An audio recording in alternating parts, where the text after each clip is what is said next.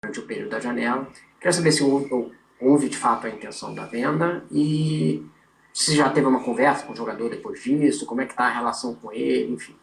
Em relação ao Pedro, o mais importante é que tudo aquilo que se falou e foi dito e que foi público sobre o Pedro resultou num Pedro diferente, num Pedro que neste momento ajuda e muito o Flamengo e que se ajuda a ele próprio na sua valorização como jogador.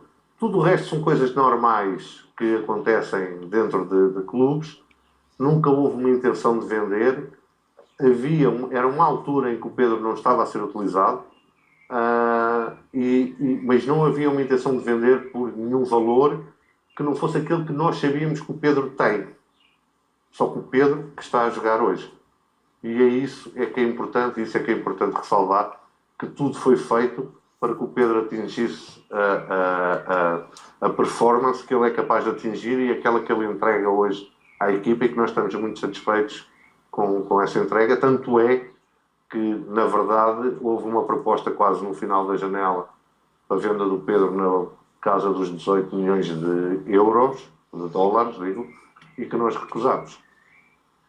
Eu ia te fazer exatamente essa pergunta. Foi do clube árabe, né? Sim, um clube do Catar. O clube do Catar, né? Uhum. E aí, entrando aí, então, um pouco ainda nesse assunto, né? Uma das coisas que logo quando você chega no Flamengo é de você tentar blindar um pouco mais o departamento de futebol.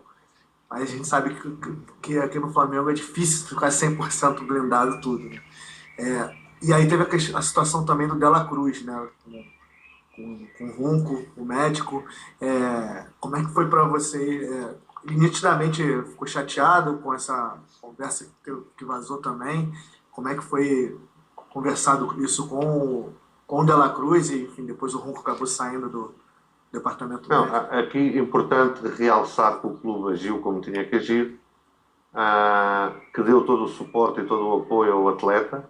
Eu tive uma conversa nesta sala com ele muito grande, onde expressei toda a solidariedade e todo o empenho em ajudá-lo numa situação que não era fácil para ele. E o importante também é que o Dela Cruz está aqui pronto para nos ajudar no que falta da temporada. Duas das contratações que a gente viu que tiveram maior impacto, Samuel Lino, né? Você puder contar exatamente como se deu o processo, o Saul, inclusive, foi uma coisa meio da noite para o dia, né? Não sei se a negociação se deu tão rápido assim ou se a gente só ficou sabendo no final. E do Samuel Lino também, você explicasse como é que foi o processo, enfim.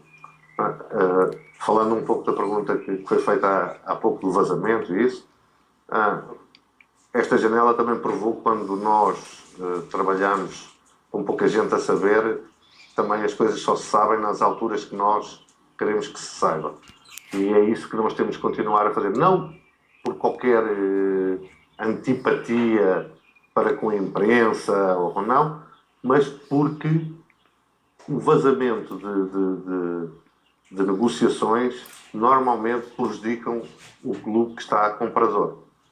Prejudicam porque o outro clube sabe e isso passou-se, por exemplo, no Carrascal. O outro clube sabia que nós o queríamos, que a imprensa já estava a falar, que já havia conversa do Carrascal nunca mais vem, e isso dá-lhes uma força negocial que não deveriam ter. Por isso não é nada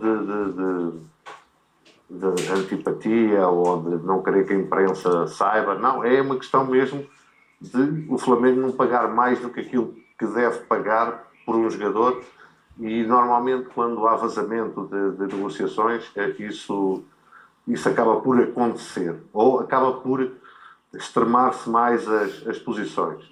Em relação ao Samuel Lino, o Samuel Lino o perfil do Samuel Lino era aquele que nós buscávamos desde o início da temporada.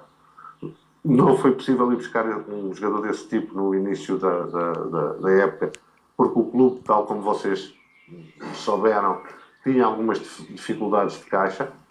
Depois, na segunda janela, ou nesta janela que acabou agora, que já tínhamos uma disponibilidade financeira maior, foi sempre o alvo número 1 que nós tínhamos, sabendo da dificuldade que era contratar um jogador que ainda estava em alta na Europa e que era